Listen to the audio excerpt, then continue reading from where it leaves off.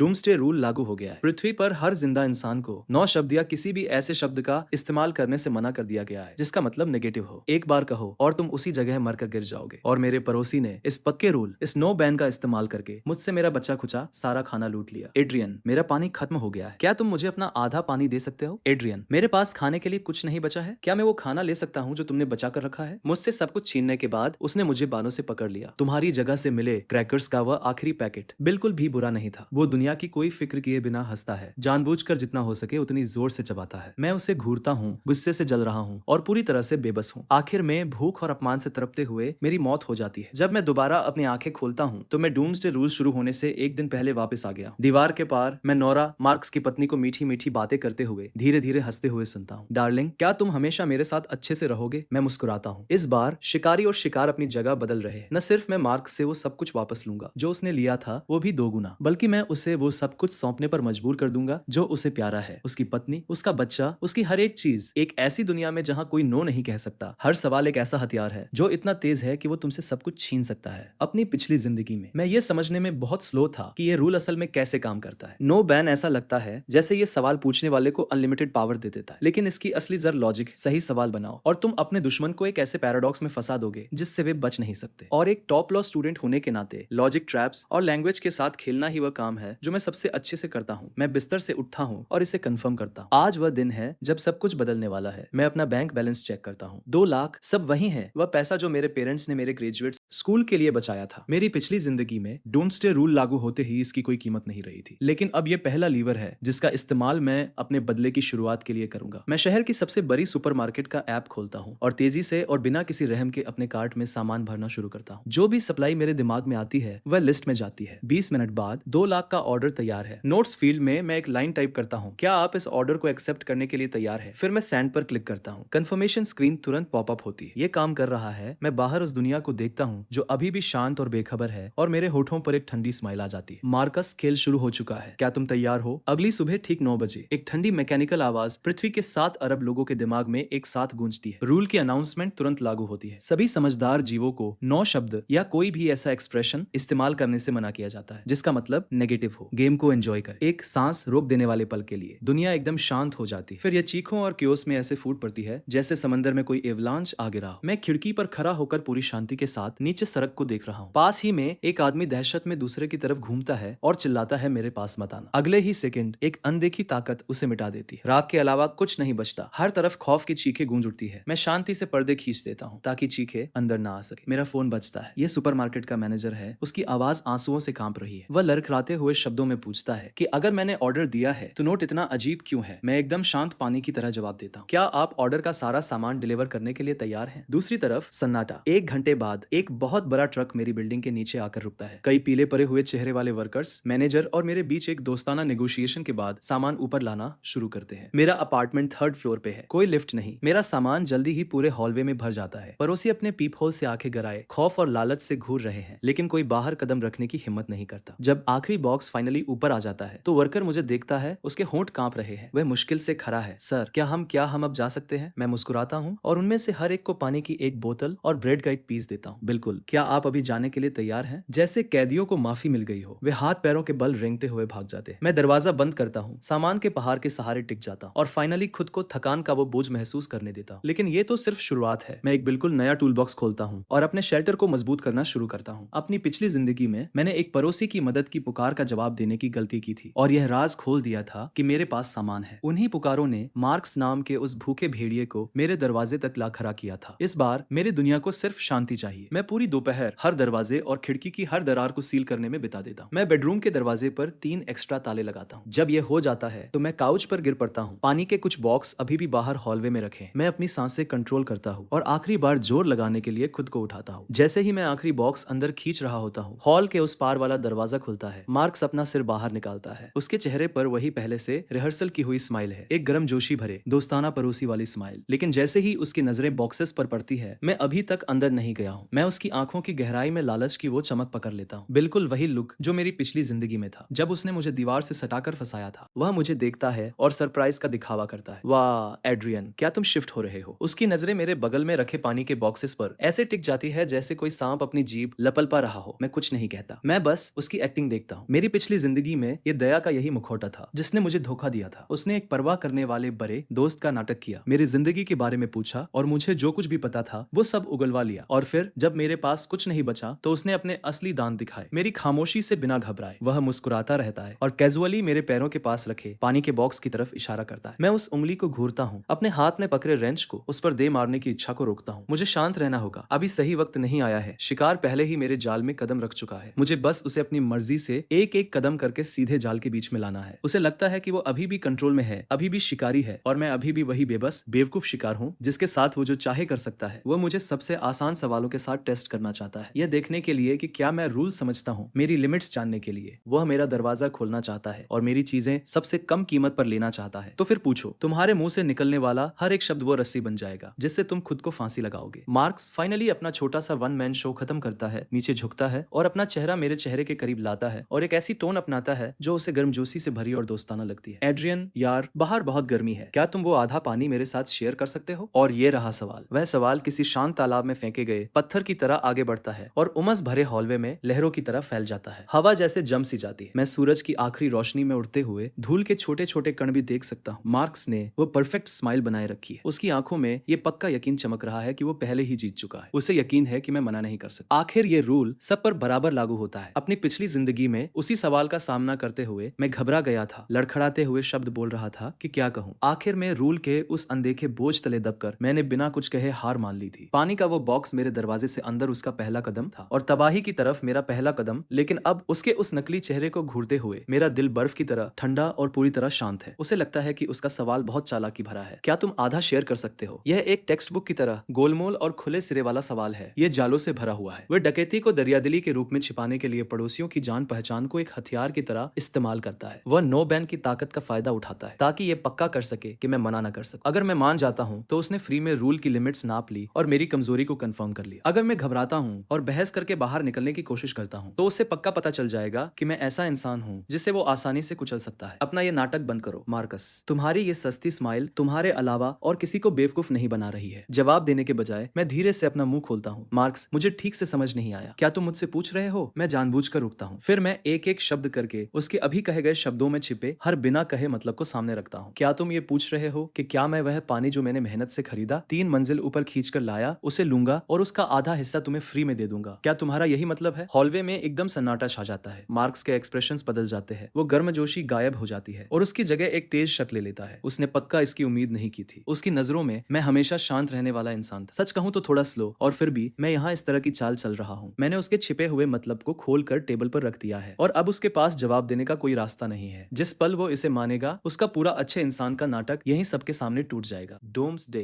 कयामत के इस वक्त में जो कोई भी खुलेआम बिना कुछ किए कुछ पाना चाहता है वह तुरंत सबके लिए एक टारगेट बन जाता है, लेकिन वो नो भी नहीं कह सकता क्योंकि इसका मतलब तुरंत मौत है। हॉलवे में कई दरवाजे थोड़े से खुल जाते हैं, आंखें और कान पीछे से उन पर चिपके हुए हैं। डोम्सडे रूल के तहत होने वाले पहले असली टकराव को टेंशन के साथ देख रहे हैं। मैं उन सभी आंखों को मार्क्स और मेरे बीच आते जाते महसूस कर सकता हूँ। मार्क्स के माथे पर पसीने की एक पतली परत बनने लगती है, जोर से निगलते हुए उसका गला ऊपर नीचे होता है। उसका वो मतलबी दिमाग ओवर टाइम काम कर रहा है, बाहर निकलने का रास्ता ढूंढने के लिए बेचैन है, लेकिन मैं उसे कोई रास्ता नहीं दे रहा हूँ। मैं फिर से मुस्कुराता हूँ, इस बार थोड़ी और गहरी स्माइल जिसमें किनारे पर मजाक उड़ाने की झलक है, और मैं अपना दूसरा सवाल फेंकता हूँ, या शायद मैं शब्दों को खींचता हूँ, अपनी नजरें उसके कंधे के पार उसके पीछे आधे खुले दरवाजे की तरफ जाने देता हूँ। क्या तुम ये पूछ रहे हो कि क्या तुम अपनी खूबसूरत पत्नी नोरा को इस आधे पानी के बदले मुझे सौंपने के लिए तैयार हो? मार्क्स के दिमाग में कुछ फट पड़ता है, उसके सोचने समझने की आखिरी उम्मीद भी साफ टूट जाती है। उसका चेहरा जमे हुए सफेद रंग से गुस्से में लाल बैंगनी हो जाता है, फिर एक फीके ग्रे ग्रीन रंग में बदल जाता है। वह मुझे आंखें फाड़कर घूरता है, उसके अंदर के लालच और चालाकी का हर निशान शौक और कच्चे गुस्से से मिट चुका है, जैसे वो अभी मुझ पर झपटने और मुझे फाड़ देने के अलावा और कुछ नहीं चाहता। मेरे शब्द हॉलवे में किसी बम की तरह गिरते हैं। इस नाटक का रोमांच साफ तौर पर डोम्सडे के किसी भी डर से ज्यादा है। मार्क्स के पीछे दरवाजा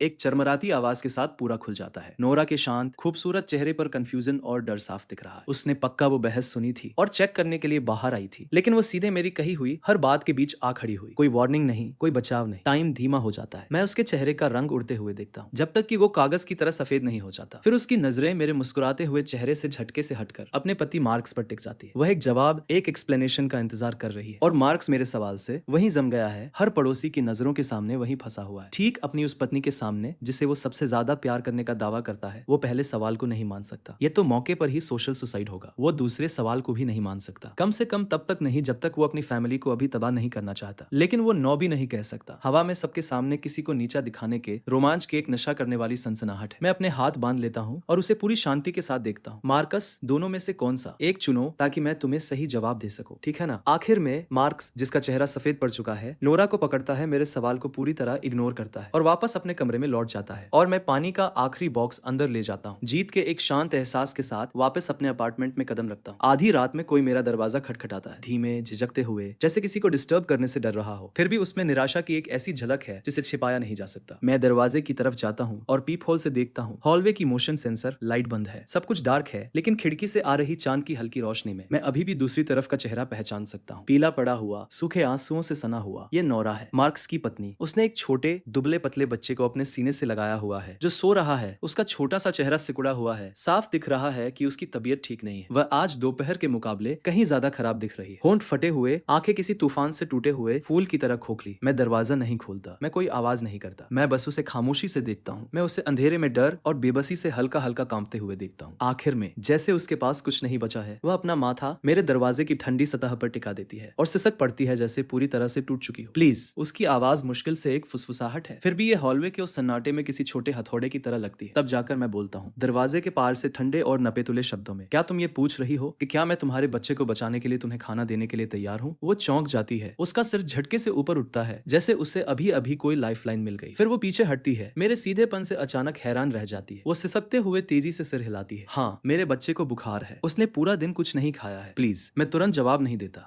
मैं सोच रहा हूँ, मार्कस कहाँ है? वो आदमी जिसने उससे प्यार करने की कस्में खाई थी, जिसने हमेशा उसका ख्याल रखने का वादा किया था, वह अब कहाँ है? सही बात है, वो शायद अभी भी आज दोपहर सबके सामने हुई बेइज्जती से जल भुन रहा होगा और अपना सारा बेबस गुस्सा उस बीवी और बच्चे पर निकाल रहा होगा जो पलटकर जवाब नहीं दे सकते। एक ऐसा आदमी जो बाहर अपनी इज्जत गंवाता है और घर आकर सारा गुस्सा अपनी फैमिली पर निकालता है। अपनी पिछली जिंदगी में मैंने ऐसे लोग अनगिनत बार देखे हैं। मैं दरवाजे का ताला खोलता हूँ, लेकिन उसे सिर्फ थोड़ा सा ही खोलता हूँ। चैन अभी भी अपनी जगह पर मजबूती से लगी हुई है। उस दरार से मैं दूध का एक कार्टन और 2 अलग अलग पैक किए हुए रोल्स बहा देता हूँ। पहले बच्चे को कुछ खिलाओ। नोरा की आंखें तुरंत चमक उठती है और वो कांपते हुए हाथों से आगे बढ़ती है। कभी ये हाथ बहुत अच्छी तरह से रखे हुए थे, अब टेंशन की वजह से उनकी उंगलियों के पोर सफेद पड़ चुके हैं। जैसे ही उसकी उंगलियों के पोर कार्टन को छूते हैं, मैं उसे नहीं छोड़ता। इसके बजाय मैं धीमी और शांत आवाज में बोलता हूँ, एक आदमी जिसे सिर्फ अपने घमंड की परवाह है और अपनी पत्नी और बच्चे की कोई फिक्र नहीं, क्या तुम्हें सच में लगता है कि वो तुम्हारी हिफाजत कर सकता है? उसका पूरा शरीर सुन्न पड़ जाता है। कार्टन को पकड़े हुए उसका हाथ ऐसे पीछे हटता है जैसे उसने किसी गर्म आंच को छू लिया हो। मैं उसकी आंखों की वो चमक तेजी से कम होते हुए देखता हूँ जिसकी जगह कोई और गहरी चीज ले लेती है। किसी ऐसे इंसान का वो खोया हुआ दर्द भरा लुक जिसके सामने अभी अभी उसका सच जोर से बोल दिया गया हो। मैं छोड़ देता हूँ। दूध और ब्रेड उसकी बाहों में गिर जाते हैं और फिर मैं एक जोरदार आवाज के साथ दरवाजा बंद कर देता हूँ, उसे और उसकी सारी फीलिंग्स को दूसरी तरफ सील कर देता हूँ। मैं दोबारा नहीं देखता, लेकिन मुझे हॉलवे में उसके लड़खड़ाते हुए कदमों की आवाज दूर जाते हुए सुनाई देती। फिर दीवार के पार से मार्कस की आवाज फूट पड़ती है, तुम खाने के लिए उस कचरे के पास रेंगते हुए गई थी, तुमने मेरी इज्जत पूरी तरह से मिट्टी में मिला दी है। फिर नोरा के दबे हुए रोने की आवाज आती है और किसी भारी चीज के जमीन पर गिरने की एक डल खोखली सी आवाज। मैं ठंडे दरवाजे के सहारे टिक जाता हूँ। मेरे चेहरे पर एक धीमी ठंडी स्माइल फैल जाती है। बढ़िया, दरार आ गई है, लेकिन अभी ये काफी नहीं है। लगभग 10 मिनट बाद बगल के घर में हो रही बहस शांत हो जाती है। उसकी जगह हॉलवे में मार्कस के चलने की आवाज आती है। उसकी आवाज जानबूझकर तेज की हुई है, जो गुस्से से भरी हुई है। वो एक पड़ोसी का दरवाजा खटखटाता है। वेट, तुम अभी तक जाग रहे हो, तुम्हें कुछ बताना है। मेरे सामने वाला वो आदमी, वो अंदर से पूरी तरह सड़ा हुआ है। उसने उस कमबख्त रूल का यूज करके मेरी पत्नी को सिर्फ खाने के एक टुकड़े के लिए घुटनों पर ला दिया। लिसा, तुम्हें सावधान रहने की जरूरत है। हमारा पड़ोसी एक मॉन्स्टर है। वो हम सबसे चोरी करने के लिए रूल का यूज कर रहा है और वह डॉम्सडे के वक्त सबसे सस्ता और सबसे तेज हथियार होती है, जो लगभग बिना किसी मेहनत के डर और नफरत की आग लगा देती है। जल्दी ही मेरे दरवाजे के बाहर फिर से कदमों की आवाजें इकट्ठी होने लगती है। इस बार ये एक इंसान नहीं है, ये कम से कम 4 या 5 लोगों के घिसटते एक दूसरे पर चढ़ते हुए कदमों की आवाज है, जो सबके सब मेरे दरवाजे के ठीक बाहर ऐसे रुक जाते हैं जैसे कुत्तों के किसी झुंड ने खून की महक सूंघ ली हो। पीपहोल से मैं मार्कस को सबसे आगे देखता हूँ। उसका चेहरा बदले की आग से भरी एक डार्क सेटिस्फैक्शन से बिगड़ा हुआ है। उसके पीछे कई बड़े बड़े आदमी खड़े हैं, सब इसी बिल्डिंग के रहने वाले हैं। कुछ के हाथों में बेसबॉल बैट है तो कुछ ने रेंच पकड़े हुए हैं। टेंशन तुरंत अपने पीक पर पहुंच जाती है। बाहर से भारी उखड़ी हुई सांस 500 वाली भीड़ अंदर आने की कोशिश कर रही है, जो मुझसे सिर्फ एक पतले सिक्योरिटी डोर के जरिए अलग है। वह लालची खूंखार इरादा इतना गहरा है कि ऐसा लगता है जिससे वो जम जाएगा और टपकने लगेगा। एड्रियन, दरवाजा खोलो। मार्कस की आवाज दरवाजे के पास से आती है, एक जबरदस्ती के अधिकार के खोल में लिपटी हुई, बहुत कंट्रोल में रखी गई एक्साइटमेंट। उसने साफ तौर पर आज दोपहर से सबक सीख लिया है। 4 छोटे शब्द, सबके सब कमांड्स, आदेश, बड़ी सावधानी से हर उस सवाल से बचते हुए जो रूल को ट्रिगर कर सकता है। मैं दरवाजे के पीछे खड़ा हूँ, पीप होल से उस बिगड़े हुए चेहरे को देख रहा हूँ। उसके पीछे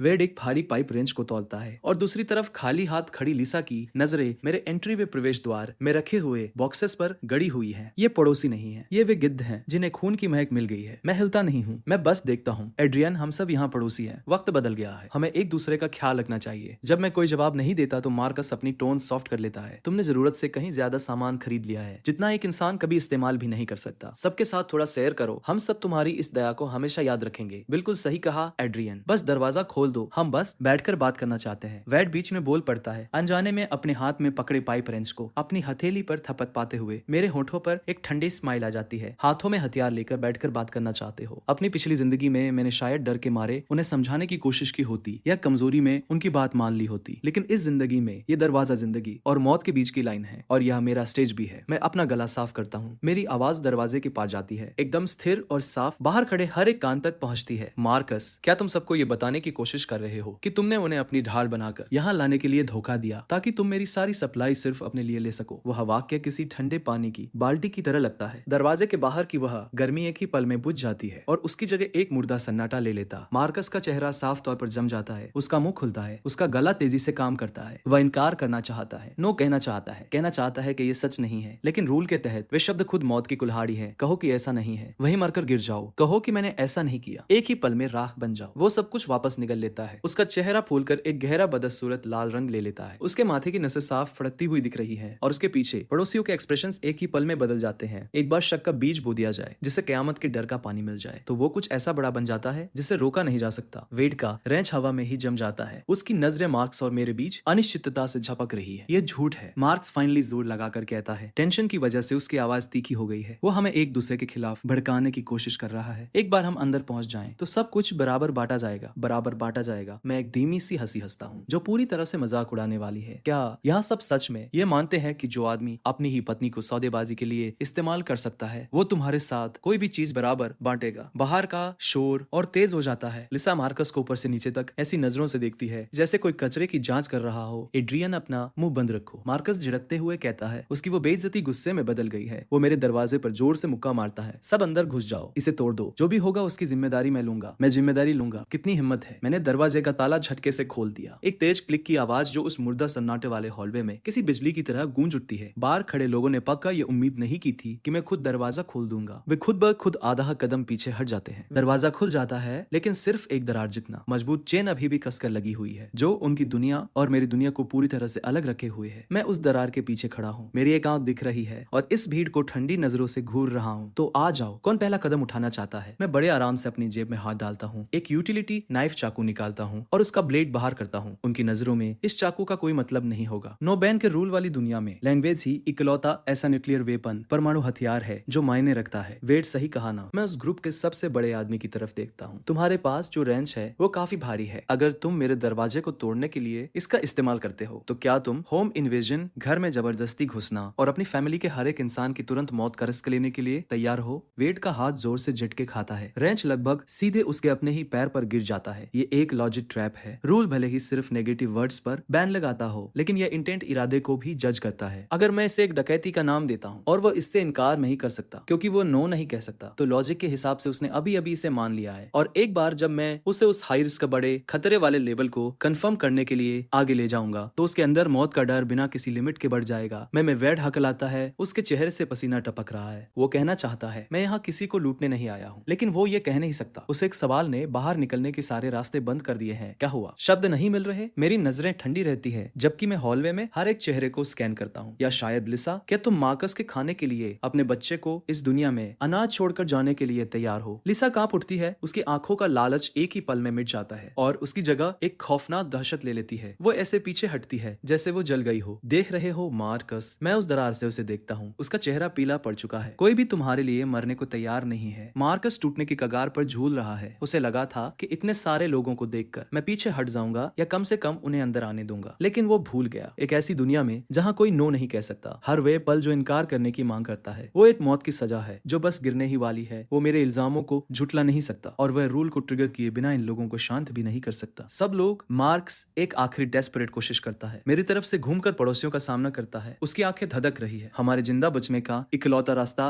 उसकी सप्लाई लेना है। या तुम सब भूखे मरना चाहते हो, भूखे मरना चाहते हो। मैं उस शब्द को पकड़ता हूँ और अपना ब्लेड फिर से फेंकता हूँ। अगर तुम्हें सबके भूखे मरने की इतनी ही फिक्र है तो तुमने सॉसेज, मीट के वे 2 बॉक्सेस और चावल का वह बैग बाहर क्यों नहीं निकाला जो तुम अपने घर में छिपा कर बैठे हो। इस बार हवा सिर्फ ठंडी नहीं होती, ये पूरी तरह से जम जाती है। हॉलवे की हर एक आंख किसी स्पॉटलाइट की तरह मार्कस पर टिक जाती है। भूखे जानवरों की वो खूंखार शिकारी घूर जिन्हें अभी अभी अपना शिकार मिल गया हो। मार्कस की पुतलियां तेजी से सिकुड़ती हैं। उसने सच में घर पर चीजें छिपा कर रखी है। उसका आखिरी पत्ता। उसने कभी सपने में भी नहीं सोचा था कि मुझे पता होगा। इसे अभी इसी वक्त सबके सामने बेनकाब करना तो दूर की बात है। तुम ये बकवास है। वह खुद ब खुद इससे इनकार करने की कोशिश करता है, लेकिन यह बकवास है में कोई सीधा नेगेटिव शब्द नहीं है, इसलिए वो मौत के किनारे पर पागलों की तरह नाचता है। मैं बकवास कर रहा हूँ। मैं मुस्कुराता हूँ, एकदम साफ, खुली और तबाह कर देने वाली स्माइल। तो फिर क्या तुम अभी सबको अपने घर ले जाकर दिखाने के लिए तैयार हो? बस एक नजर, और अगर मैं गलत हुआ तो मैं अपने अपार्टमेंट की हर एक चीज दोनों हाथों से सौंप दूंगा। क्या तुम तैयार हो? चेकमेट। मार्कस, ये एक आर या पार की सिचुएशन है। या तो वो सबको अपने अपार्टमेंट में ले जाए और जो उसने छिपाया है उसे सबके सामने लाए और पड़ोसी उसे पूरी तरह से लूट ले, या वो मना कर दे। और हालांकि वो नो नहीं कह सकता। अगर वो चुप रहता है या बहाने बनाता है तो उसने एक तरह से ये मान लिया है कि वो सबको धोखा दे रहा था, उन्हें चारे की तरह इस्तेमाल कर रहा था, जबकि खुद के लिए सामान जमा कर रहा था। मार्क्स के माथे से पसीना बहता है और उसकी आंखों में चुभता है, लेकिन वो उसे पहुंचने की हिम्मत भी नहीं करता। वो अपने आसपास की आंखों को शक से गुस्से में और फिर सीधे नफरत में बदलते हुए देखता है और उसके पैर कांपने लगते हैं। वेट, जाकर देखो। मैं एकदम सही वक्त पर अपना आखिरी वार करता हूँ। वेट घूमता है और मार्कस को एक ठंडी सपाट नजर से घूरता है। मार्क्स, एड्रियन सही कह रहा है। चूंकि हम सब एक दूसरे की मदद करने की बात कर रहे हैं तो क्यों ना हम तुम्हारे घर से शुरुआत करें। हाँ मार्क्स, क्या तुमने अभी यह नहीं कहा था कि सब कुछ बराबर बांटा जाएगा? लिसा की आवाज तीखी और चुभने वाली हो जाती है। लगता है कि शेयरिंग, बांटने की शुरुआत उस चीज से होनी चाहिए जो तुम्हारी है। सिर्फ कुछ ही वाक्यों में जो भी हथियार मेरी तरफ तनित थे वे घूमकर सीधे मार्कस की तरफ हो गए हैं। ये कयामत का वक्त है। ये इंसानी फितरत है। अपने फायदे से बढ़कर कुछ नहीं होता और इससे जल्दी कुछ टूटता भी नहीं है। मार्कस से कंधे पैनिक में लड़खड़ाते हुए पीछे हटता है। उसकी पीठ जोर से मेरे दरवाजे से टकराती है। उसे आग पर चढ़ा दिया गया है और वो जल रहा है। मैं मेरा घर। मार्कस टूट जाता है, बहाने ढूंढने की कोशिश करता है। पत्नी बीमार है, चाबियां खो गईं, लेकिन इस तरह के प्रेशर में उसके पास जो थोड़ा बहुत है वो बिल्कुल भी काफी नहीं है। वो डरा हुआ है कि एक गलत शब्द उसे मौके पर ही मार देगा, और इससे भी ज्यादा डरा हुआ है कि अगर उसने सच मान लिया तो पड़ोसी क्या करेंगे। मेरे सामने से दफा हो जाओ। आखिर में डर और गुस्से से अपनी लिमिट पार करने के बाद वो सीधे वेट पर चिल्लाता है। वेट शांत हो जाता है, फिर उसके एक्सप्रेशन सख्त हो जाते हैं। वो पाइप रेंच को जोर से जमीन पर दे मारता है। ठीक है मार्कस, तो हम बस तुम्हारे मोहरे हैं, यही बात है ना? वेट बाकी लोगों को जाने का इशारा करता है। चलो घर चलते हैं। जो कोई भी आपसे इस आदमी के मुंह लगेगा वो बेवकूफ है। भीड़ जितनी जल्दी इकट्ठी हुई थी उससे कहीं ज्यादा तेजी से बिखर जाती है। वे यहाँ सिर्फ इसलिए आए थे ताकि उन्हें जो मिल सके वो ले ले। अब जब उन्होंने मार्कस की असलियत देख ली है, एक ऐसा आदमी जो बिना कुछ किए सब कुछ पाना चाहता था और जो सप्लाई जमा कर रहा था जिसे उसने शेयर करने से मना कर दिया था, ये नाराजगी खाली हाथ लौटने से कहीं ज्यादा गर्म है। हॉलवे जल्दी ही खाली हो जाता है जब तक कि सिर्फ मार्क्स नहीं बचता। वे मेरे दरवाजे के सहारे ऐसे झूल रहा है जैसे उसकी रीढ़ की हर एक हड्डी निकाल ली गई हो दरार से। मैं धीरे से बोलता हूँ, मार्कस, खेल तो अभी बस शुरू ही हुआ है। लगता है तुम्हारे सारे साथी चले गए हैं। मार्कस तेजी से घूमता है और मेरे दरवाजे की उस दरार पर नजरें गड़ा देता है। उसकी आंखों की लाल नसें ऐसे लग रही है जैसे अभी फट पड़ेंगी। अभी वो बिल्कुल एक पागल कुत्ते जैसा लग रहा है जो काटने के लिए बेताब है, लेकिन जिसके सारे दांत टूट चुके हैं। क्या तुम अब घर जाने के लिए तैयार हो? मैं फिर पूछता हूँ। मेरी आवाज किसी पुराने दोस्त की तरह गर्म और प्यार भरी है। या तुम यही रुककर मेरे अगले सवाल का इंतजार करना चाहोगे? कुछ ऐसा जैसे तुम्हारी उस खूबसूरत पत्नी के बारे में और डिटेल्स। पत्नी शब्द मार्कस को ऐसे लगता है जैसे किसी बिल्ली की पूंछ पर पैर रख दिया गया हो। आज दोपहर की बेइज्जती और आज रात की हार एक साथ मिलकर उसके सोचने समझने की आखिरी बची हुई समझ को भी खत्म कर देती है। लेकिन वो मुझे छूने की हिम्मत नहीं करता। वो उस सारे गुस्से को निगल लेता है और मेरे दरवाजे पर एक जोरदार लात मारता है और तेजी से घूमकर वापस अपने दरवाजे की तरफ भागने से पहले एक बेबस गुस्से वाली दहाड़ निकालता है। दरवाजा इतनी जोर से बंद होता है कि पूरी बिल्डिंग कांपती हुई लगती है। मैं बड़े आराम से अपना दरवाजा बंद करता हूँ। दुनिया शांत हो जाती है, लेकिन मुझे पता है कि यह सिर्फ तूफान से पहले की शांति है। मार्कस जैसा आदमी जो स्वार्थ में डूबा हुआ है और अपनी इमेज छवि को लेकर पागल है, अभी अभी सबके सामने टूट चुका है। उसकी हर एक चाल फेल हो गई है और उसने अभी अभी पूरी बिल्डिंग के सामने सोशल सुसाइड कर लिया है। उसका वो जहरीला गुस्सा कहीं नहीं जा सकता, न मेरी तरफ न पड़ोसियों की तरफ। तो उस बंद अपार्टमेंट की चार दीवारी में उसे झेलने के लिए सिर्फ एक ही इंसान बचा है जिसे वो अपनी पर्सनल पर्सनल प्रॉपर्टी, निजी संपत्ति मानता है। नोरा, मैं दीवार के पास जाता हूँ और सुनता हूँ। ज्यादा टाइम नहीं लगता। दूसरी तरफ कुछ टूटने की आवाज आती है, एक आदमी की पागलों जैसी गालियां और एक औरत का टूटा हुआ बेव्स रोना। तुम किसी काम के नहीं हो, धोखेबाज। मार्कस की आवाज बिना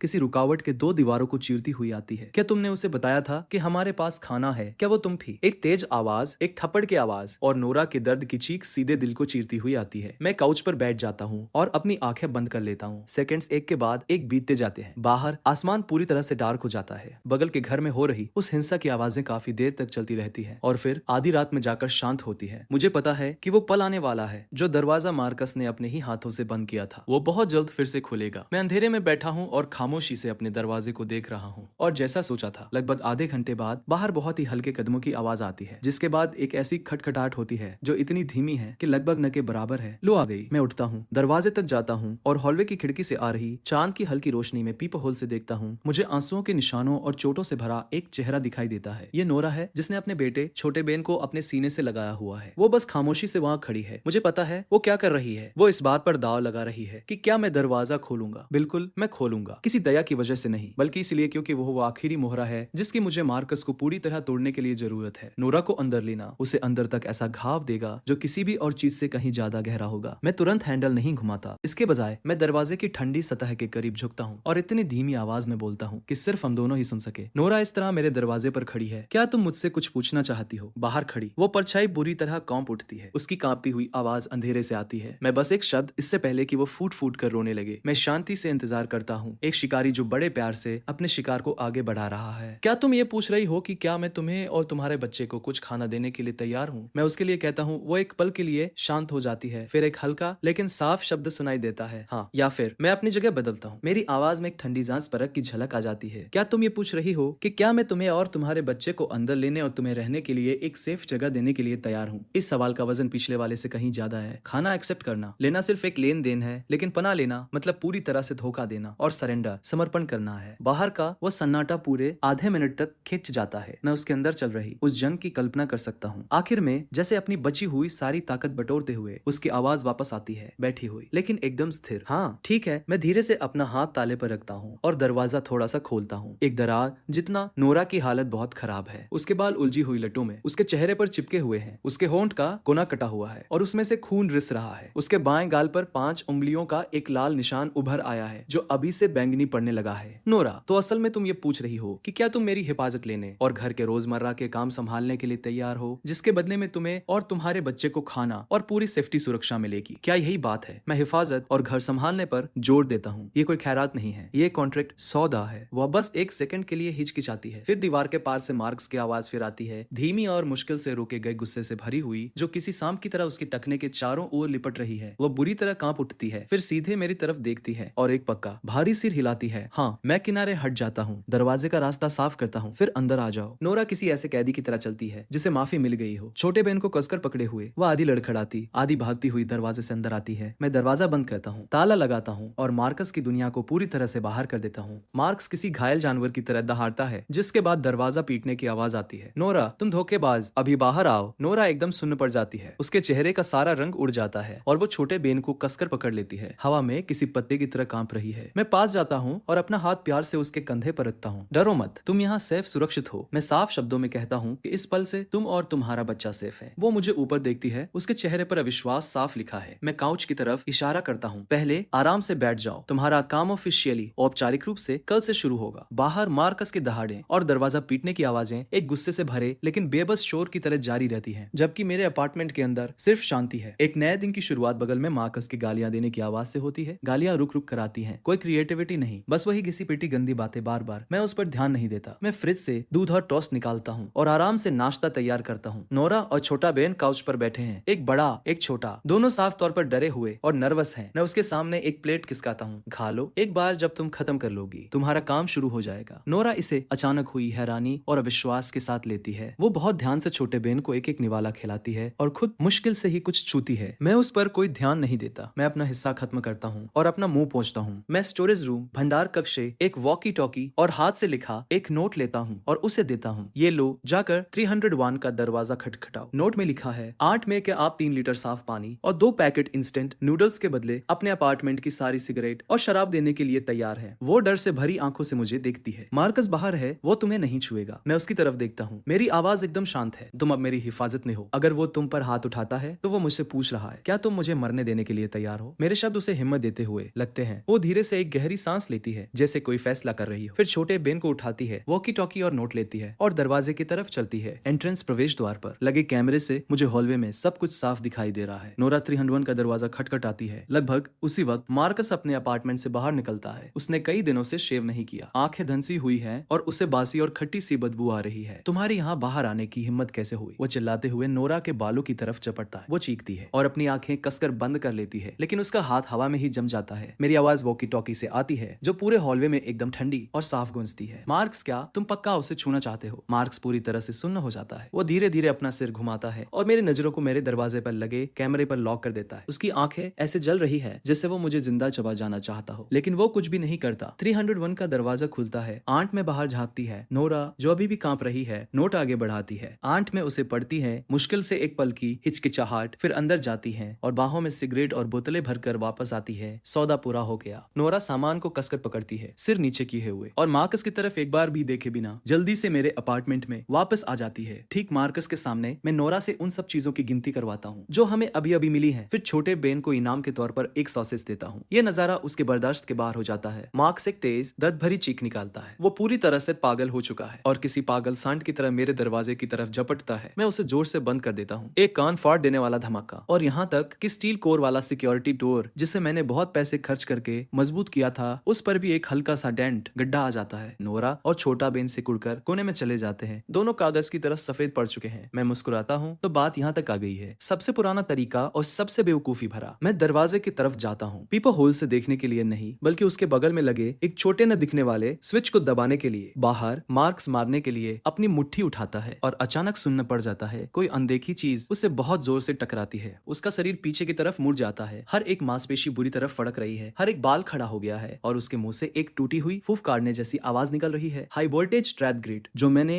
दरवाजे के पैनल के अंदर लगाया था, कुछ सेकंड बाद मैं उसे बंद कर देता हूँ। मार्कस किसी कीचड़ की तरह दरवाजे से खिसकता है और जमीन पर गिर पड़ता है। उसमें से जले हुए मांस की तीखी बदबू आ रही है। मैं आराम से दरवाजा बस थोड़ा सा खोलता हूँ, इतना कि मैं उसे देख सकूं और वो मुझे देख सके। वो वहाँ किनारे पर पड़ी किसी मरी हुई मछली की तरह पड़ा है, भारी और उखड़ी हुई सांसें ले रहा है। उसकी आंखों में एक खोखली निराशा के अलावा कुछ नहीं बचा है। नोरा मेरे पीछे खड़ी है, उस आदमी को देख रही है जो कभी उसका पति था। उसके होंठ कांप रहे हैं। उसके एक्सप्रेशंस को पढ़ पाना इम्पॉसिबल है। यही सही वक्त है। मैं जमीन पर पड़े मार्कस को नीचे देखता हूँ और ठंडे और नपे तुले शब्दों में बोलता हूँ, मार्कस, क्या तुम ये मानने के लिए तैयार नहीं हो कि अगर मैंने पहले से इस दरवाजे को मजबूत नहीं किया होता, अगर मैंने ग्रिड नहीं लगाया होता, तो तुम अभी अभी अंदर घुस आए होते? वो कांप उठता है। अब उसमें इनकार करने की कोई हिम्मत नहीं बची है। मैं और दबाव डालता रहता हूँ। मेरी आवाज धीमी है। मेरा हर एक शब्द उसे अंदर तक चीर रहा है। क्या तुम ये मानने के लिए तैयार नहीं हो कि एक बार जब तुम अंदर घुस आते तो तुम मेरा सारा सामान ले लेते और अपना सारा गुस्सा नोरा और मुझ पर निकालते और एक ऐसा नुकसान पहुंचाते जिसे कभी ठीक नहीं किया जा सकता था? मार्कस के गले से किसी फंसे हुए जानवर के कराहने जैसी आवाज निकलती है। वो मेरे पार नोरा को देखता है और पहली बार उसकी आंखों में मिन्नत जैसी कोई चीज दिखाई देती है। नोरा खुद ब खुद एक कदम पीछे हट जाती है। उसकी नजरों से अपना चेहरा फेर लेती है। वो एक कदम उसे पूरी तरह से तोड़ देता है। मैं उसकी आंखों की आखिरी चमक को बुझते हुए देखता हूँ और मैं अपना आखिरी फैसला सुनाता हूँ, और अपने तरीके से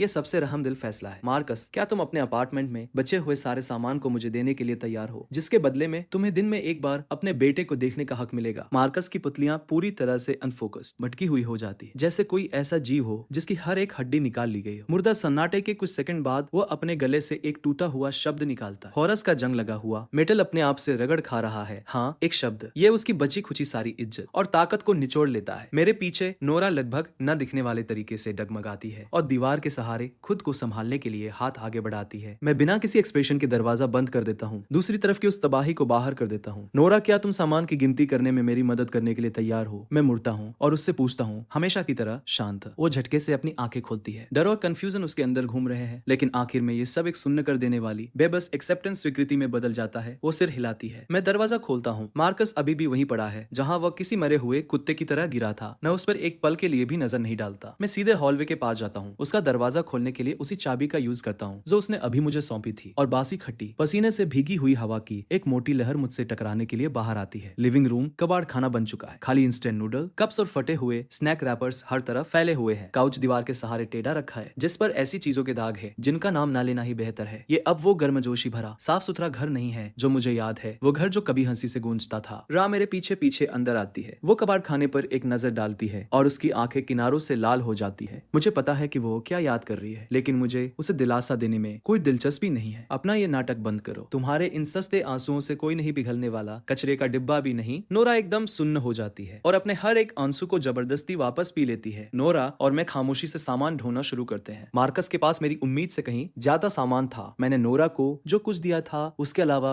क्रैकर्स के कई बॉक्सेस, डिब्बा बंद खाने के ढेर और यहाँ वहाँ बिखरे हुए स्नैक्स हैं। असली खजाना तो साफ पानी के 2 बड़े ड्रम हैं। जैसे ही मैं इमरजेंसी राशन का आखिरी बॉक्स उठाता हूँ, बॉक्स और दीवार के बीच की जगह से एक काली हार्डकवर नोटबुक फिसलती है और एक तेज आवाज के साथ जमीन पर गिरती है। मैं जम जाता हूँ। नोरा भी उसे देखती है। वो खुद ब खुद उसे उठाने के लिए हाथ बढ़ाती है। इसे मत छूना। मेरी आवाज एक आदेश की तरह निकलती है। मेरे दिमाग की हर एक घंटी बजने लगती है। मार्कस डायरी लिख रहा था, उसके जैसा आदमी, इसके अंदर क्या हो सकता है। मैं नीचे झुकता हूँ, लेकिन अभी उसे उठाने के लिए हाथ नहीं बढ़ाता। मेरी आंखें किसी सर्च लाइट की तरह उसके हर इंच को स्कैन करती हैं। सादा काला कवर, कोई निशान नहीं, कोई सजावट नहीं, ये कोई पर्सनल डायरी नहीं लगती, बल्कि किसी लॉग बुक जैसी लगती है। मैं अपना हाथ बढ़ाता हूँ। मेरी उंगलियों के पोर उसके ठंडे स्मूथ कवर को छूते हैं। धीरे धीरे मैं पहला पन्ना पलटता हूँ। एक पागलों जैसी बेतरतीब लिखावट मेरी आंखों में चुभती है। महीना एक्स दिन एक्स लांत है। मैं वापस आ गया, वही मनहूस जगह, क़यामत से पहले की वही रात। क्यों मैं ही क्यों? मेरा दिल ऐसे सिकुड़ जाता है जैसे किसी अनदेखी मुट्ठी ने उसे कसकर जकड़ लिया हो। ठंडे पसीने की एक लहर मेरी रीढ़ से नीचे दौड़ जाती है। मुझे लगा था कि इस दुनिया में सिर्फ मैं ही एक रेवेनेंट वापस जिंदा होने वाला हूँ, वो जिसके पास पूरी कहानी की स्क्रिप्ट थी, एक भगवान। लेकिन ये नोटबुक मुझे चेहरे पर एक जोरदार थप्पड़ की तरह लगती है। सिर्फ मैं ही नहीं हूँ, मार्कस वो भी एक रेवेनेंट है। मेरा दिमाग तेजी से दौड़ने लगता है। वे दर्जनों टिल्स जिन्हें मैंने इग्नोर कर दिया था अचानक जुड़कर एक साफ तस्वीर बना देती है। वो पहले ही दिन इतनी सटीक तरीके से सीधे मेरे पास क्यों आया? वो मेरे इतने सारे सामान को देखकर जरा भी हैरान क्यों नहीं हुआ? बस उसे हड़पने के लिए भूखा क्यों था? उसने मेरे लॉजिक को पलटने पर इतनी तेजी से रिएक्ट क्यों किया? इतनी तेजी से कि तुरंत पड़ोसियों को मेरे खिलाफ भड़का दिया। मैंने खुद को शांत रहने और आगे पढ़ने के लिए मजबूर किया। लिखावट बहुत ही अजीब है, कच्ची गालियां, प्योर गुस्सा, लेकिन इसके अंदर जो इन्फॉर्मेशन छिपी है वो मेरे रोंगटे खड़े कर देती है। अपनी पिछली जिंदगी में मैं 7वें दिन मरा था। उस आदमी ने सिर्फ एक जवाबी सवाल से मुझसे वो सब कुछ छीन लिया जो मेरे पास था। मैं भूखा मर गया। नहीं, ये सच नहीं है, मैं भूखा नहीं मरा था, मुझे उन्होंने मार डाला था। उस आदमी को नो बैन के बारे में कोई आइडिया नहीं था। नो बैन तो डूम्सडे रूल का सबसे खतरनाक हिस्सा है ही नहीं। असली खौफ तो उसके बाद आता है। कुछ क्रिएचर्स हैं जिन्हें साइलेंसर कहा जाता है, जो नो शब्द पर तुरंत जानलेवा हमला करते हैं। उनमें से किसी एक को नो कहो और तुम उसी जगह टुकड़ों में फाड़ दिए जाओगे। हाँ, उस कमीने को लगा कि वह जीत गया। उसे कोई आइडिया नहीं था। उसने जो भी सामान चुराया था वो सिर्फ उसे साइलेंसर्स का पहला टारगेट बनाता। इस बार मैं पहले चाल चलूंगा। मैं उसे वो सारी बेबसी महसूस कराऊंगा जो मैंने अपनी पिछली जिंदगी में महसूस की थी। मेरी उंगलियां नोटबुक के किनारे को इतनी जोर से जकड़ लेती हैं कि मेरे पोर सफेद पड़ जाते हैं। तो मार्क्स अपनी पिछली जिंदगी में मेरी वजह से भूखा नहीं मरा था। जब मैंने उससे सब कुछ छीन लिया तो उसका सामना साइलेंसर से हुआ। वो मौत वाले सवाल का जवाब नहीं दे पाया, नो नहीं कह सका और उन्होंने उसे मार डाला। और जब वो वापस आया तो मैं उसका पहला टारगेट था। वो सिर्फ मेरा सामान नहीं चाहता था, वो चाहता था कि मैं बिल्कुल उसी तरह मरूं जैसे वो मरा था। कितना खूंखार प्लान है। अगर मैं थोड़ा तेज नहीं होता तो मैं ही अभी किसी मरे हुए कुत्ते की तरह जमीन पर पड़ा होता। मैं नोटबुक बंद करता हूँ और एक धीमी गहरी सांस लेता हूँ। मेरे सीने में धड़कता हुआ वो पागलपन शांत होने लगता है। डर से परे कोई गहरी चीज आती है, राहत और एक्साइटमेंट की एक बहुत ही हल्की सी झलक। मार्कस, इस तोहफे के लिए शुक्रिया। ये इन्फॉर्मेशन उन बॉक्सेस से 10,000 गुना ज्यादा कीमती है। गेम में एक और रेवेनेंट सामना करने के लिए एक और तरह का मॉन्स्टर। तो क्या हुआ? दुनिया के खत्म होने का ये पूरा गेम अब और भी ज्यादा दिलचस्प हो गया है। तभी बाहर कहीं से एक चीख रात के सन्नाटे को चीर देती है। वो इंसानी नहीं है, हर तरह से गलत है। नोरा और छोटा पीट चीखते हैं और एक दूसरे से चिपक जाते हैं। मैं खिड़की के पास जाता हूँ और पर्दे का किनारा उठाता हूँ। असली क़यामत अब शुरू होती है। वो चीख ऐसी है जैसे किसी जंग लगी आरी को शांत रात के सन्नाटे में आगे पीछे खींचा जा रहा। यहाँ तक कि मोटी दीवारों के आर पार भी यह आपके शरीर के रोंगटे खड़े कर देती है। नोरा और छोटा पीट हड्डियों की तरह सफेद पड़ चुके हैं। वे सोफे के कोने में एक दूसरे से चिपके हुए हैं, एकदम जमे हुए। मैं पर्दे को किनारे खिसकाता हूँ। नीचे की स्ट्रीट लाइट्स बुझ चुकी है। मुझे नहीं पता कब अंधेरे में एक मुड़ी तुड़ी आकृति हमारी बिल्डिंग की तरफ बहुत ही धीमी और अजीब चाल से बढ़ रही है। यह इंसानों जैसी दिखती है, चारों हाथ पैर सीधे लेकिन जोड़ पीछे की तरफ मुड़े हुए हैं। हर एक कदम के साथ एक अननेचुरल पूरी बॉडी में ऐंठन होती है और हड्डियों के अपनी जगह से खिसकने की एक सूखी चरमराती आवाज आती है। यही वो चीज है जिसके बारे में मार्कस ने अपनी डायरी में लिखा था। साइलेंसर ये अपना सिर ऊपर की तरफ झुकाता है। जहाँ एक चेहरा होना चाहिए वहाँ सिर्फ एक काला घूमता हुआ खालीपन है जो धीरे धीरे गोल घूम रहा है। मैं अपने दोनों हाथ अपने मुंह पर कसकर रख लेता हूँ। कोई आवाज नहीं। फिर ये रुक जाता है। वो खालीपन सीधे मेरी तरफ मुड़ जाता है जहाँ मैं खड़ा हूँ। एक ठंडा, पूरी तरह से बिना किसी इमोशन का मेंटल ब्रॉडकास्ट, मानसिक संदेश सीधे मेरे दिमाग में आता है। क्या तुम अपनी गर्माहट मेरे साथ शेयर करोगे? मेरा दिल धड़कना बंद कर देता है। और ये रहा मौत वाला सवाल। मार्कस की डायरी साफ थी कि अपनी पिछली जिंदगी में वो मरा था। एक साइलेंसर का मौत वाला सवाल ही उसकी जान ले बैठा था। नो नहीं कह सकते, ऐसा करने पर तुम तुरंत टुकड़ों में फाड़ दिए जाओगे। लेकिन हाँ कहना भी जिंदा बचने की गारंटी नहीं देता। ये सवाल जालों से भरा है। गर्माहट का मतलब क्या है? मेरे शरीर की गर्मी, मेरे कमरे का टेम्परेचर। अगर मैं हाँ कहता हूँ तो क्या ये सीधे दीवार के आर पार आएगा और मेरी जान निचोड़ लेगा? मार्क्स ने लिखा था कि वो हाँ कहने के बाद उस क्रिएचर की डिमांड्स पूरी नहीं कर पाया था, क्योंकि हाँ कहने से और भी शर्तें जुड़ जाती है। ये हर हाल में मौत का जाल है। मेरा दिमाग तेजी से दौड़ रहा है। शांत रहो, रूल सख्त हैं, लेकिन लोग नहीं। हर सवाल में एक लूप होल कमी होता है। मैं मना नहीं कर सकता, लेकिन मैं सवाल को बदल सकता हूँ, इसे एक बिल्कुल नया रूप दे सकता हूँ। मैं नीचे उस खौफनाक चीज पर अपनी नजरें टिकाता हूँ और एक ही ख्याल उसकी तरफ वापस धकेलता हूँ। क्या तुम ये पूछ रहे हो कि क्या मैं तुम्हें गर्म पानी का ये कप देने के लिए तैयार हूँ, जिसके बदले में तुम अभी मेरी नजरों के सामने से गायब हो जाओगे? इस पल में उबलता हुआ पानी ही मेरी इकलौती लाइफलाइन है, जो गर्माहट के उस गोलमोल कॉन्सेप्ट को किसी सॉलिड चीज में बदल रहा है। और साथ ही मैं अपनी शर्त भी डाल रहा है, तुम गायब हो जाओ। अब साइलेंसर जम जाता है। उसके चेहरे का वो खालीपन घूमना बंद कर देता है। ऐसा लगता है जैसे वो किसी ऐसे लॉजिक लूप को प्रोसेस कर रहा है जिसका उसने पहले कभी सामना नहीं किया है। हर एक सेकंड किसी सदी की तरह खिंच रहा है। मेरी पीठ ठंडे पसीने से पूरी तरह भीग चुकी है। फिर फाइनली वो बिना किसी इमोशन वाली आवाज मेरे दिमाग में फिर से आती है। हाँ, जैसे ही ये आवाज आती है, साइलेंसर का शरीर टिमटिमाने लगता है और कुछ ही सेकंड में वह गायब होकर कुछ नहीं बचता। मैं बाजी जीत गया। मेरा पूरा शरीर जवाब दे जाता है। मैं ठंडी दीवार के सहारे गिर पड़ता हूँ। हवा के लिए हाँफ रहा हूँ, लेकिन इससे पहले कि मैं राहत महसूस कर पाता, एक भयानक धमाका फर्श को हिला देता है। मार्कस का दरवाजा पूरी तरह से खोल दिया गया है। मार्कस बाहर तूफान की तरह आता है, बाल बिखरे हुए, आंखें खून से लाल और चेहरे पर एक ऐसी स्माइल जो किसी पागल पर ही सूट करती है। वो मुझे जिंदा और खड़ा हुआ देखता है। वो मेरे पीछे नोरा और बच्चे को देखता है। उसका चेहरा और भी ज्यादा बिगड़ जाता है। क्यों? तुम अभी तक जिंदा क्यों हो? वो किसी फंसे हुए जानवर की तरह चीखता है। ठीक उसी पल वह साइलेंसर जो अभी अभी गायब हुआ था, बिना किसी वार्निंग के हॉलवे में फिर से आ जाता है, सीधे मार्कस के रास्ते में। वो खालीपन मार्कस की तरफ मुड़ता है। वो ठंडा मेंटल ब्रॉडकास्ट एक बार फिर आता है। क्या तुम अपनी निराशा मेरे साथ शेयर करोगे? हर कोई सुनने पड़ जाता है और फिर वो एक ऐसी हंसी हंसता है जो पूरे हॉलवे को हिला देती है। हाँ, निराशा लांत है। अब मेरे पास बस निराशा ही तो बची है। तुम्हें चाहिए, ले लो, हर एक कतरा ले लो। अभी भी हंसते हुए वो अपनी बाहें फैलाता है और सीधे साइलेंसर की तरफ चलता है। कोई जवाबी सवाल नहीं, कोई बचाव नहीं, एक पल की भी हिचकिचाहट नहीं। वो अपनी फैमिली खो चुका था, अपना जमा किया हुआ सब कुछ खो चुका था, अपने बदले में फेल हो चुका था और उस बुरे सपने का शिकार बन चुका था जिससे उसे लगा था कि वो बच निकला है। उसका दिमाग पहले ही जवाब दे चुका था। मार्क्स के लिए मौत ही शायद बाहर निकलने का इकलौता रास्ता थी। साइलेंसर उसके जवाब से बहुत सेटिस्फाइड लगता है। अगले ही पल ये इतनी तेजी से मूव करता है कि मेरी आंखें उसे फॉलो नहीं कर पाती। मुझे बस एक काली आकृति ऊपर की तरफ झपटती हुई दिखाई देती है। हवा की एक तेज सीटी की आवाज और फिर उसके रूख के अंदर से काले टेंटिकल्स, पंखे जैसी चीजें का एक विस्फोट होता है जो मार्क्स को ब्लेड्स की तरह चीर देता है। मार्क्स जमीन पर गिर पड़ता है। नोरा चीखती है और वो ही गिर पड़ती है। मैं छोटे पीठ की आंखों पर अपने हाथ कसकर रख देता हूँ। साइलेंसर गायब होते हुए मार्कस की बॉडी को अपने साथ ले जाता है। हॉलवे में जो कुछ बचा है वो है खून की वो गाड़ी, दम घोंटने वाली बदबू। मेरे सीने में कोई सेटिस्फेक्शन नहीं है, बदले की कोई खुशी नहीं। असली हिसाब किताब असल में अपने दुश्मन को मरते हुए देखना नहीं है, ये जानना है कि जब वो मरता है तो तुम्हें बिल्कुल कुछ भी फील नहीं होता। मार्क्स मर चुका है, लेकिन इस पागल दुनिया की तो अभी बस शुरुआत हुई है। आपसी दुश्मनी तब मिट्टी में मिल जाती है जब सर्वाइवल ही दांव पर लगा हो। तभी नीचे से एक और चीख फूट पड़ती है। यह इंसानी है,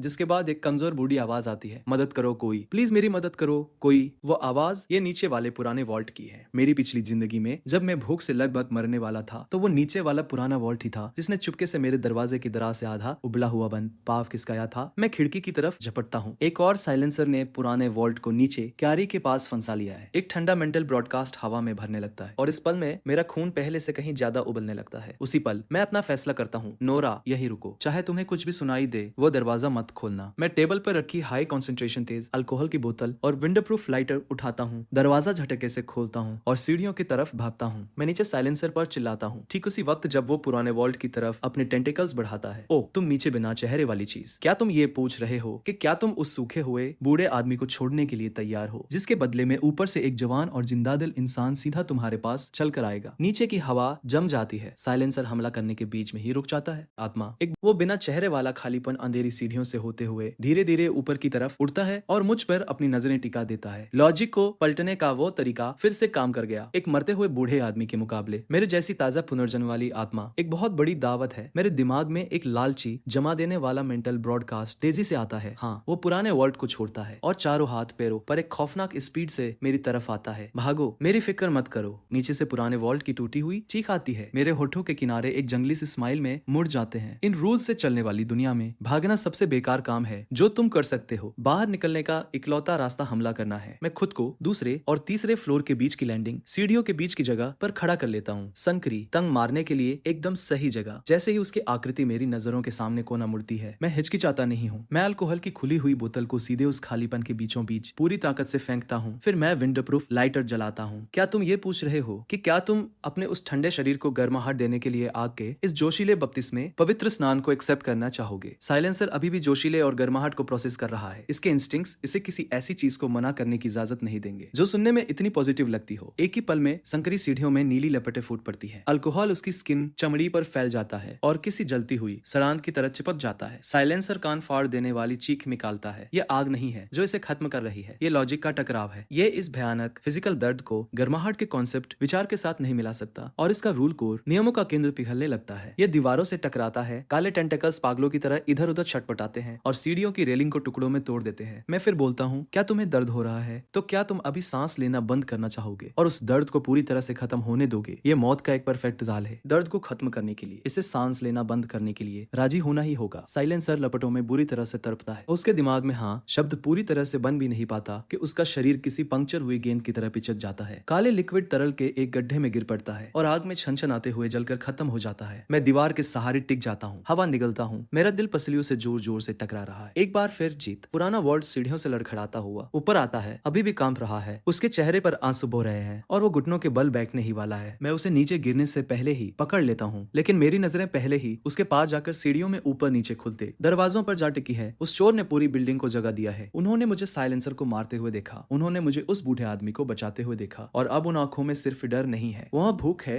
क्योंकि उन्हें पता है कि मेरे पास ताकत है और मेरे पास सामान है। पुराने वॉल्ट, मैं सर्दियों की हवा की तरह ठंडी और चुभने वाली अपनी आवाज को तेज करता हूँ। पहले कभी तुमने चुपके से मुझे आधा बन दिया था, आज मैं तुम्हें तुम्हारी जिंदगी वापस दे रहा हूँ। वह कर्ज चुकता हो गया। मैं उसे छोड़ देता हूँ और अपनी पीठ के पीछे से बोनिंग नाइफ चाकू निकालता हूँ। ब्लेड आग की रोशनी में चमकता है। मैं धीरे धीरे चलकर हॉलवे के बीचों बीच आता हूँ। मेरी नजरें बाहर झांकते हर चेहरे को स्कैन कर रही है। पड़ोसियों क्या बहुत देख लिया। एकदम सन्नाटा, किसी की आवाज निकालने की हिम्मत नहीं होती। मुझे पता है कि तुम क्या सोच रहे हो। तुम चाहते हो जो मेरे पास है। तुम चाहते हो कि मैं तुम्हारी हिफाजत करूं। मैं एक ठंडी हंसी हंसता हूँ। ठीक है। जैसे ही वो शब्द गिरता है, कई दरवाजे और चौड़े हो जाते हैं, लेकिन मेरी टोन तीखी और जानलेवा हो जाती है। तुम सबने देखा कि मार्कस का क्या हुआ। तुमने देखा कि उन दो साइलेंसर्स का क्या हुआ। जो कोई भी 10 मिनट और जिंदा रहना चाहता है, अपना सारा सामान लेकर आओ, मेरे दरवाजे पर मिलो। बिल्कुल। मैं चाकू को अपने हाथ में धीरे धीरे घुमाता हूँ। तुम चाहो तो ना आने का फैसला भी कर सकते हो। उस मामले में मैं ही वो इंसान होऊंगा जो एक सवाल लेकर तुम्हारे दरवाजे पर खटखटाएगा। उस पल मैं अब वो इंसान नहीं हूँ जिसे मार्क्स अपनी उंगलियों पर नचाता था। मैं इस बिल्डिंग का जज हूँ। 10 मिनट बाद 3rd फ्लोर का हॉलवे भरा हुआ है। कोई भी इस बात पर दांव लगाने की हिम्मत नहीं कर रहा कि वो सवाल क्या हो सकता है। यहाँ तक कि 5th फ्लोर 5वीं मंजिल का सबसे अग्रेसिव गुस्सैल आदमी जो टैटू से भरा हुआ है, वे भी अपनी गर्दन झुकाए इंस्टेंट नूडल्स का एक बॉक्स पकड़े भीड़ में चुपचाप खड़ा है। डर कंट्रोल कब्जे का सबसे बेहतरीन टूल है और नया ऑर्डर नियम लगभग हमेशा पूरी ताकत पर ही बनता है। नोरा दरवाजा खोलती है और ये नजारा देखती है। उसका हाथ अपने आप उसके मुंह पर चला जाता है। नोरा, एक नोटबुक ले आओ। मैं पीछे नहीं मुड़ता, मैं बस ऑर्डर देता हूँ। आज से तुम सारा सामान संभालोगी, सब कुछ सेंट्रल स्टोर में जाएगा। बंटवारा इस बात पर तय होगा कि कौन कितना कंट्रीब्यूशन योगदान दे रहा है। पुराने वॉल्ट, तुम्हारे जैसे लोग, तुम्हारा काम उन पर नजर रखना है। कोई भी जो सामान छिपा रहा हो, कोई भी जो मेरी पीठ पीछे चाल चल रहा हो, तुम तुरंत मुझे बताओगे। पुराना वॉल्ट ऐसे सीधा खड़ा हो जाता है जैसे उसे कोई ऐसी चीज मिल गई हो जो उसने दशकों पहले खोदी थी। ठीक है एड्रियन,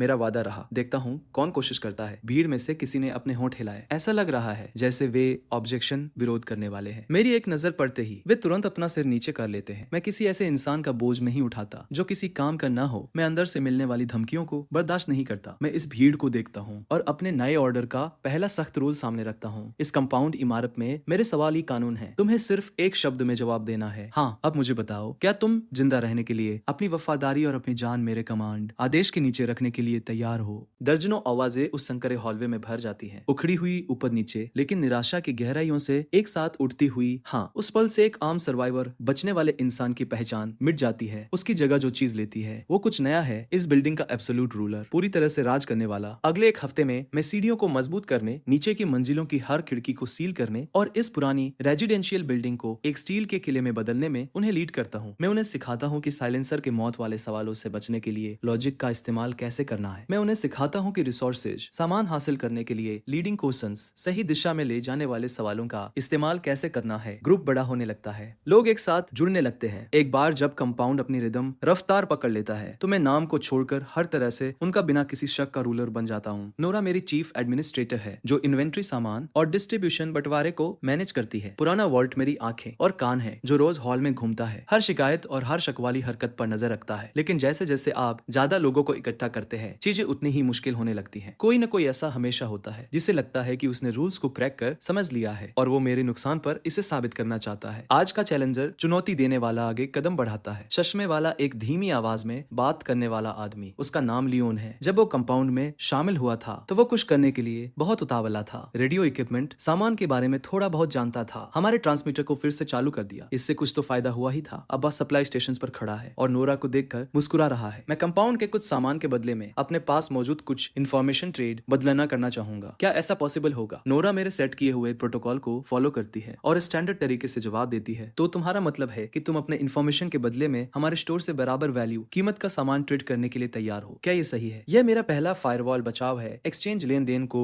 हमेशा बराबर वैल्यू पर ही टिका कर रखो। लियोन अपना चश्मा ऊपर धकेलता है। लेंस के पार एक चमक सी गुजरती है। मेरा सवाल यह है कि क्या आप इस कंपाउंड के लीडर के तौर पर हमारे आधे डिब्बा बंद खाने के बदले में फ्यूचर में मेरी तरफ से एक बहुत ही क्रिटिकल, जरूरी, जान बचाने वाली इंटेलिजेंस जानकारी देने के वादे को एक्सेप्ट करने के लिए तैयार होंगे? कमरा तुरंत शांत हो जाता है। हर एक आंख डिब्बों से हटकर मेरे चेहरे पर टिक जाती है। हमारा आधा डिब्बा बंद खाना, ये कंपाउंड की पूरी हार्ड करेंसी, सबसे कीमती सामान का लगभग आधा हिस्सा है, वो भी एक गोलमोल जिससे साबित न किया जा सके। ऐसे वादे के बदले में कितना बड़ा धोखा है। बिना कुछ दिए कुछ पाना। और वह नोरा से नहीं पूछ रहा है, वो मुझसे पूछ रहा है। वो नो बैन का इस्तेमाल एकदम सटीक तरीके से कर रहा है। अगर मैं नो कहता हूँ तो किसी को नहीं पता कि डूम्सडे रूल मेरे साथ क्या करेगा और कोई ये जानने की हिम्मत भी नहीं करता। लेकिन अगर मैं हाँ कहता हूँ तो मेरी अथॉरिटी अधिकार एक ही पल में गिर जाएगी। अगर वह आज एक वादे के बदले हमारा आधा डिब्बा बंद खाना ट्रेड कर सकता है तो कल कोई भूत की कहानी के बदले हमारा सारा पानी ट्रेड करने की कोशिश करेगा। पूरा ऑर्डर टूट जाएगा। मैं अपने हाथ खोलता हूँ और भीड़ के पीछे से धीरे धीरे बाहर आता हूँ और ठीक उसके सामने रुक जाता हूँ। मैं मुस्कुराता हूँ। लियोन, ये बहुत अच्छी तरह से बनाया गया। सवाल है, वो अपने होठों के किनारे को ऊपर उठने से नहीं रोक पाता। लेकिन मुझे पूरी बात ठीक से समझ नहीं आई। क्या तुम मुझसे पूछ रहे हो कि मैं तुम्हारे सवाल को कुछ ज्यादा सटीक, साफ भाषा में ट्रांसलेट करने में मदद करूं ताकि यहाँ मौजूद हर इंसान को ठीक ठीक समझ आ जाए कि तुम्हारा मतलब क्या है? मैं उसकी आंखों में आंखें डाले रखता हूँ। इससे पहले कि वह जवाब दे पाता मैं फायर करता हूँ। तुम असल में जो पूछ रहे हो वो ये है कि क्या तुम, लियोन, पर्सनली खुद हर इंसान के सर्वाइवल राशन का आधा हिस्सा फ्री में तुम्हें सौंपने के लिए तैयार हो, एक ऐसे जुबानी वादे पर दांव लगाने के लिए जो शायद आगे चलकर बिल्कुल बेकार साबित हो? क्या तुम यही पूछ रहे हो? मेरी आवाज तेजी से तेज हो जाती है। हर एक शब्द कमरे में किसी गोली की तरह लगता है। लियोन के चेहरे का वो घमंड एक ही पल में उड़ जाता है। उसने इसकी उम्मीद नहीं की थी। मैंने उसके खेल में उसका साथ नहीं दिया। मैंने उसके उस घटिया सी चाल को चीरकर खोल दिया और उसे सबके सामने रख दिया। भीड़ में हलचल होती है। लियोन की तरफ देखने वाली नजरें क्यूरियोसिटी, उत्सुकता से ठंडी नजरों में बदल जाती है। उसके माथे पर पसीना आ जाता है। उसके होंठ हिलते हैं लेकिन कुछ बाहर नहीं आता क्योंकि वो नो नहीं कह सकता। जिस पल वो ऐसा करेगा वो इस बात को मान लेगा कि उसके सवाल का मतलब बिल्कुल वही था जो मैंने कहा था। मैं आगे कदम बढ़ाता हूँ जब तक कि मैं लगभग उसके चेहरे के पास नहीं पहुंच जाता। मेरी आवाज धीमी है, बस इतनी तेज कि सिर्फ हम दोनों ही सुन सके। मेरे साथ खेल मत खेलो। फिर मैं तेजी से पीछे हटता हूँ, वापस भीड़ की तरफ मुड़ते हुए। या शायद लियोन, तुम असल में यहाँ मौजूद हर किसी से एक अलग सवाल पूछना चाहते हो। मेरी आंखें हर एक चेहरे पर घूमती हैं। क्या तुम सच में यहाँ मौजूद हर किसी से ये नहीं पूछ रहे हो? क्या आप किसी ऐसे इंसान पर भरोसा करने के लिए तैयार है जो कयामत के इस वक्त में कुछ भी कंट्रीब्यूट, योगदान करने के बारे में नहीं सोच रहा है बल्कि लूपहोल्स, कमियों के जरिए कंपाउंड को पूरी तरह से खाली करने की कोशिश कर रहा है और यहाँ मौजूद हर किसी को बेवकूफ समझ रहा है? भीड़ फूट पड़ती है। बिल्कुल नहीं, उसका यही मतलब था। लांत है, मुझे पता था कुछ गड़बड़ है। हमारे आधे डिब्बों के लिए एक वादा। वो चाहता है कि हम सब उसके लिए फ्री में काम करें। लियोन का चेहरा लोहे जैसा ग्रे पड़ जाता है। वह मेरी कही हुई एक भी बात से इनकार नहीं कर सकता क्योंकि डूम्सडे रूल की जंजीर उसके गले में कसकर बंधी हुई है। उसकी खामोशी का हर एक सेकंड एक कबूलनामा है। मैं शांत रहने के लिए अपना हाथ उठाता हूँ। लियोन, मैं तुम्हें सवाल पूछने का एक आखिरी मौका दे रहा हूँ। मैं अपनी नजरें उसकी नजरों पर टिका देता हूँ, उसे नजरें चुराने की कोशिश करते हुए देखता हूँ और धीरे धीरे साफ शब्दों में बोलता हूँ, क्या आखिर में तुम सच में हर किसी से यही नहीं पूछना चाहते हो? हर कोई। मैं लियोन एक पल के लिए अपना दिमाग खो बैठा था और कलेक्टिव ग्रुप को नुकसान पहुंचाने और अपने खुद के फायदे के लिए एक लॉजिक ट्रैप का यूज करने की कोशिश की। मैं सजा का हकदार हूँ। क्या आप मुझे हमेशा के लिए इस कंपाउंड से बाहर जाने देने के लिए तैयार हैं? हॉलवे एकदम शांत हो जाता है। लियोन कांप रहा है। हर कोई उसे देख रहा है, उसके पूछने का इंतजार कर रहा है, या ज्यादा सटीक तरीके से कहूँ तो मेरे उसके लिए पूछने का इंतजार कर रहा है। वो नहीं कहेगा तो मैं कहूंगा। मैं भीड़ की तरफ मुड़ता हूँ और अपनी आवाज तेज करता हूँ, क्या आप सब किसी ऐसे इंसान को बाहर निकालने के लिए तैयार हैं जिसने हमें बांटने की कोशिश की और यह पक्का करने के लिए तैयार हैं कि उसे हमें खाई में धकेलने का दूसरा या तीसरा मौका कभी न मिले? हाँ, इसे बाहर निकालो। इस बार जवाब एक ही आवाज में है, कान फाड़ देने वाला। नो बैन के तहत यह कंपाउंड का पहला यूनिट यूनानिमस वोट सबकी सहमति से लिया गया फैसला बन जाता है। लियोन फर्श पर गिर जाता है, उसका चेहरा राख के रंग का हो गया है। मैं उसे नीचे देखता हूँ, मेरे सीने में कोई हलचल नहीं होती। तुमने उन्हें सुन लिया। मैं मुड़ता हूँ और पीछे मुड़कर नहीं देखता। नोरा, इसे पानी की एक बोतल और क्रैकर्स का एक पैकेट दो और फिर इसे बाहर छोड़ाओ। इसी पल एब्सोल्यूट अथॉरिटी, पूरा अधिकार, ऑफिशियली औपचारिक रूप से और पूरी तरह से कायम हो जाती है। तभी कोने में रखा रेडियो, जिसे लियोन ने ठीक किया था, अचानक स्टैटिक खराब सिग्नल की एक तेज आवाज के साथ बजने लगता है और एक आदमी की आवाज आती है जो किसी गुफा जैसी गूंज के साथ गहरी है। शहर के सर्वाइवर्स, हेलो, क्या आप अपना ये बेकार का विरोध छोड़ने और इंसानों को बचाने वाले हमारे अलायंस गठबंधन में शामिल होने के लिए तैयार हैं? वह आवाज ऐसी लगती है जैसे किसी गहरे गड्ढे से उठ रही हो। लो क्वालिटी सिग्नल को चीरती हुई सीधे कमरे में मौजूद हर कान तक पहुंच रही हो। अपनी सारी सप्लाई सौंप दो, अपनी उन हंसाने वाली प्राइवेट टेरिटरीज, निजी जगहों को छोड़ दो और एक एफिशिएंट, बेहतर, यूनिफाइड मैनेजमेंट, एक साथ मिलकर काम करने वाले सिस्टम के सामने सरेंडर, समर्पण कर दो। क्या आप तैयार हैं? ब्रॉडकास्ट पर मौजूद वो आदमी चिल्लाता नहीं है, धमकी नहीं देता है। उसकी टोन किसी वेदर रिपोर्ट, मौसम की जानकारी जितनी शांत है, और वो शांति ही है जो आपके पैरों के तलवों से लेकर सीधे आपके सिर की चोटी तक एक सिहरन पैदा कर देती है। यह खुलेआम चली गई एक चाल है, दिन के उजाले में बिछाया गया एक बहुत बड़ा जाल, एक ऐसा जाल जिसे आप चाहकर भी मना नहीं कर सकते। डर किसी अनदेखी लहर की तरह हॉलवे में भर जाता है। पुराने वॉल की होंठ कांप रहे हैं। वह मुझे देखता है, उसकी आंखें दहशत से भरी है। नोरा बिना सोचे छोटे पीठ को अपने पीछे खींच लेती है। उसके चेहरे का सारा रंग उड़ चुका है। कमरे की हर एक आंख किसी स्पॉटलाइट की तरह मुझ पर टिक जाती है। उनकी नजरों में मैं वह इंसान हूँ जो रूल से लड़ सकता है, एक भगवान। लेकिन मुझे सच पता है, एक भगवान, लेकिन मुझे सच पता है मैं कोई भगवान नहीं हूँ। मैं बस एक आम इंसान हूँ जो बाकी सब से एक बार ज्यादा मर चुका है। इस ब्रॉडकास्ट वाला आदमी मार्कस या लियोन जैसा बिल्कुल नहीं है। वे छोटे मोटे मौके का फायदा उठाने वाले लोग थे जो सिर्फ लेना जानते थे। वो सिर्फ डूम्सडे रूल को समझता ही नहीं है। उसने इसे इसकी मैक्सिमम पावर, पूरी ताकत तक ले जाने का एक तरीका ढूंढ लिया है। मास ब्रॉडकास्ट, एक साथ सबको मैसेज भेजना। उसे किसी एक दरवाजे पर खटखटाने की जरूरत नहीं है। वो एक जगह बैठता है और पूरे शहर को एड्रेस करता है, संबोधित करता है, अपने सिग्नल की रेंज में आने वाले हर इंसान पर अपनी मर्जी थोपता है। इसका बोझ मेरे सीने पर किसी असली पत्थर की तरह पड़ता है। मैं कमरे के पार उन सभी डरे हुए चेहरों को देखता हूँ। नोरा की बाहों में छोटे पीठ की बड़ी नासमझ आंखों को देखता हूँ। नहीं, मैं नर्क से लड़कर वापस आया हूँ, किसी और जगह, किसी और तरीके से दोबारा मरने के लिए नहीं। मैं धीरे धीरे एक गहरी सांस लेता हूँ और फ्रस्ट्रेशन, निराशा और प्रेशर दबाव की हर उठती हुई लहर को जबरदस्ती नीचे दबा देता हूँ। मैं उन सबको देखता हूँ और धीरे धीरे बोलता हूँ, मैं हमेशा एक पहाड़ था, कभी कोई नदी नहीं। खाली नजरें, किसी को कुछ समझ नहीं आता। मैं मुस्कुराता हूँ, एक ऐसी स्माइल जिसमें कोई गर्माहट नहीं है, सिर्फ ठंडे किनारे है। एक नदी किसी बड़ी नदी में समा जाती है, लेकिन एक पहाड़ बस वहीं खड़ा रहता है। मैं आवाज करते हुए रेडियो के पास जाता हूँ और कमरे में मौजूद हर हैरान चेहरे के सामने अपना हाथ बढ़ाता हूँ। मैं धीरे धीरे एंटीना को तब तक मोड़ता हूँ जब तक वो टूट नहीं जाता। एक साफ तेज आवाज और ब्रॉडकास्ट कटकर सन्नाटे में बदल जाता है। पूरी दुनिया एक ही पल में शांत हो जाती है। मैं वापस उस हैरान भीड़ की तरफ मुड़ता हूँ। उसने हमसे पूछा कि क्या हम तैयार हैं, लेकिन वो भूल गया हमारे पास भी सवाल पूछने का हक है। यहाँ रुकने का मतलब है कि वो हक किसी और को सौंप देना। हम कसाई के सामने मेमने बन जाएंगे। क्या तुम यही चाहते हो? कोई कुछ नहीं बोलता, लेकिन उनकी बंधी हुई मुट्ठियां और लाल आंखें मुझे पहले ही जवाब दे चुकी हैं। मैं उस दीवार के पास जाता हूँ जहाँ हमने सप्लाई रन के दौरान मिला। एक सिटी मैप, शहर का नक्शा टांगा हुआ है। मेरी उंगली का पोर मैप के बीचों बीच पड़ता है। ब्रॉडकास्ट टावर की मार्क की हुई लोकेशन। इसके बजाय कि हम उसके हमें ढूंढने का इंतजार करें, हम उसे पहले ढूंढते हैं। मैं नोरा की तरफ मुड़ता हूँ और ऑर्डर देता हूँ। वो तुरंत सीधी खड़ी हो जाती है। हमारे सारे हथियारों और यूज की जा सकने वाली गाड़ियों की गिनती करो। सबसे मजबूत और सबसे तेज दिमाग वाले 3 लोगों को चुनो। एक स्ट्राइक टीम बनाओ। हाँ, पुराना वॉल्ट, तुम और बाकी सब इस बिल्डिंग का आखिरी रीइंफोर्समेंट, मजबूती का काम शुरू करो। अब इस पल से ये जगह हमारा किला है और हमारा बैकअप। मैं रुकता हूँ। मेरी आंखें कमरे में मौजूद हर इंसान पर घूमती है। याद रखना, हम सरेंडर नहीं करने वाले हैं। हम नेगोशिएट, समझौता नहीं करने वाले हैं। मेरी आवाज धीमी हो जाती है, जिसमें किसी आखिरी फैसले का वजन है। मैं उसे ये बताने जा रहा हूँ कि इस शहर के 2 रूलर्स राज करने वाले हैं, या यूं कहूँ बहुत जल्द सिर्फ एक ही बचेगा। हम एक मॉडिफाई की हुई एसयूवी चला रहे हैं, जिसके सामने आर्मर्ड स्टील, मजबूत लोहे की चादर लगी हुई है, जो इस मुर्दा शहर से किसी खामोश शिकारी की तरह गुजर रही है। अंदर कोई नहीं बोल रहा, सिर्फ इंजन की भारी गड़गड़ाहट और टायरों के नीचे बजरी के कुचलने की आवाज है। नोरा ने जिन 3 लोगों को चुना था, रेक्स मिलिट्री पूर्व सैनिक है, ड्राइविंग कर रहा है और नजर रखे हुए है, और जुड़वा भाई ब्रूनो और प्राइमो जो पहले जिम ट्रेनर थे, किसी दीवार की तरह चौड़े हैं और हर एक ने एक फायर एक्स कुल्हाड़ी पकड़ी हुई है। हम अपनी मंजिल पर जल्दी पहुंच जाते हैं। उनका कंपाउंड मेरी उम्मीद से कहीं ज्यादा मजबूती से सुरक्षित किया गया है। रेक्स गाड़ी को पहले चेकअप पॉइंट से 50 मीटर की दूरी पर रोकता है। हम क्या करें? उनके पास हथियार है। उसकी आवाज में एक कसाव है। मैं दरवाजा खोलता हूँ और अकेला बाहर निकलता हूँ। चेक पॉइंट के पीछे कम से कम 5 या 6 बंदूकों की नाल सीधे मेरी तरफ तनी हुई है। सामने खड़ा आदमी दूर से चिल्लाता है, क्या तुम अभी मुड़कर वापस जाने के लिए तैयार हो? एक स्मार्ट ओपनिंग मूव, शुरुआती चाल। मैं हाँ नहीं कह सकता और मैं नो नहीं कह सकता, क्योंकि अगर मैं डूम्सडे रूल के शब्दों के हिसाब से नो कहता हूँ तो मैं ये डिक्लेयर घोषणा कर रहा हूँ कि मैं जाने से मना कर रहा रहा हूँ कि मैं जाने से मना कर रहा हूँ, जिसका मतलब है कि मैं खुद को सरेंडर कर रहा हूँ। लेकिन मैं मुस्कुराता हूँ, मैं अपने पैर जमाता हूँ और साफ आवाज में वापस चिल्लाता हूँ, मैं यहाँ तुम्हारे लीडर के लिए आया हूँ। मुझे बताओ, क्या तुम ये पूछ रहे हो कि क्या मैं अपने सारे बचाव छोड़ दूं, अकेले तुम्हारे बेस में आ जाऊं और तुम्हारी पूछताछ के सामने सरेंडर कर दूं? मैंने दुश्मनी के एक पॉसिबल संभावित काम को एक ऐसे सवाल में बदल दिया है जो वे मुझसे पूछ रहे हैं। गार्ड साफ तौर पर जम जाता है। उसने इस काउंटर पलटवार की उम्मीद नहीं की थी। हवा